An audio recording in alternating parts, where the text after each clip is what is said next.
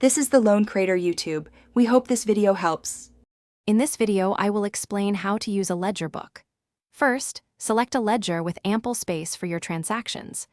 Clearly label columns for essential details like the date, a brief description, debits, credits, and your running balance.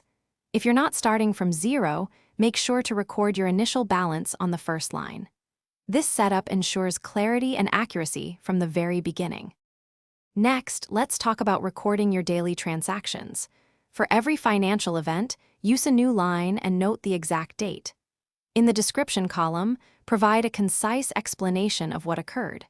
Remember, money you receive is a credit, and money you spend is a debit. This consistent approach helps maintain an accurate record of all your financial movements. Keeping your balance up to date is crucial for an accurate ledger.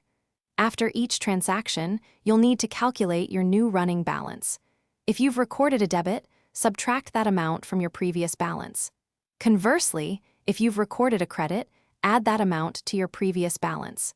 This continuous calculation provides a real-time snapshot of your financial standing.